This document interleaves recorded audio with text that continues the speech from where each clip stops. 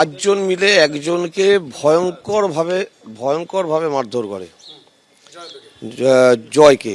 যে গাড়িটা একটা গাড়ি ওরা এখানে স্কুটি পার্ক করে গেছিল তা অভিযুক্তরা, আর জয় যেহেতু ক্যাব চালায়, জয় ফিরতে রাত হয়েছে, তা গাড়িটা পার্ক করতে গিয়ে মনে হয় একটু টাচ লেগেছিল, তাতেই মারতো। আর সবাই ইনটক্সিকেটেড অবস্থায় ছিল। পাম্প চালিয়ে উঠছে বিল, কেএসবি পাম্প বাঁচায় বিদ্যুৎ, বিলের প্রবলেম গেল।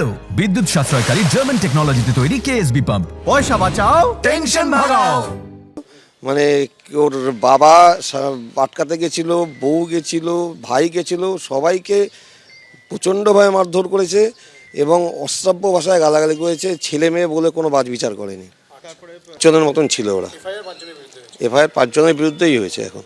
বিজয়গড়ের খবর আপনাদের জানাবো, যেখানে গাড়ি পার্কিং নিয়ে ঝামেলা, তার জেরে বাড়ি থেকে ডেকে নিয়ে গিয়ে ক্যাব চালককে পিটিয়ে খুনের অভিযোগ উঠছে। সিসি ক্যামেরার ফুটেজ হাতে এসেছে, যেখানে একেবারে দেখা যাচ্ছে বাড়ির সামনে ঘোরাঘুরি করতে 5 অভিযুক্তকে।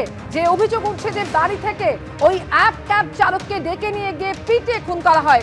সিসিটিভি ফুটেজ ইতিমধ্যেই হাতে এসেছে, যেখানে দেখা যাচ্ছে যে 5 জন অভিযুক্ত তাদেরকে বাড়ির সামনে ঘোরাঘুরি করতে এবং অভিযোগ ডেকে এনে মারধর করা হয় এবং তারপর পিটিয়ে খুন করা হয়েছে ক্যাব চালককে।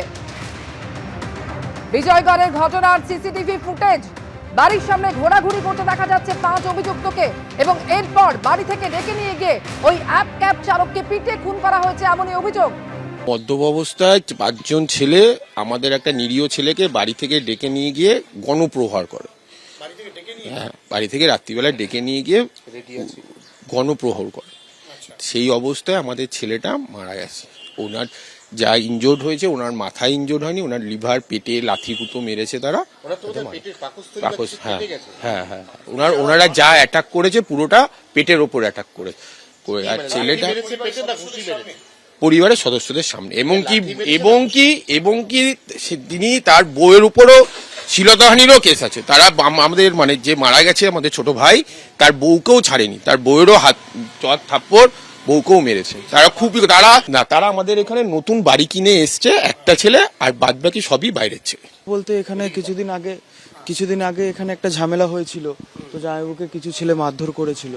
তা করার পরের দিন সকালবেলা আমরা হসপিটালে নিয়ে যাওয়ার পরে যাই হোক, হসপিটালে ডাক্তার বলছিল যে পেটে কিছু একটা সমস্যা হয়েছে, কিছু একটা কন্ডিশন হয়েছে, কিছু ফেটে গেছে হয়তো বলছিল। তো ডাক্তারকে বললাম অপারেশন করতে, তা ডাক্তার অপারেশন করলো। অপারেশন করাতে বললো যে পেটের ভিতরে নাকি কি গল ব্লাডার না খাবারের থলি কিছু একটা ফেটে গেছে। যাই হোক, আমি অত ভালোভাবে জানি না, ওখানে মেশোরা ছিল সবাই। তো আমি যেটুকুনি জানি যে ওরকম কিছু হয়েছিল, তারপরে অপারেশন করেছিল ডাক্তার। আর পরের দিন সকালবেলা 6টা না 6:30 নাগাদ জামাইবাবু মারা গেছে।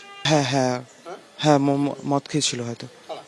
ওরা 5 জনই ছিল, ড্রিঙ্ক করেছিল।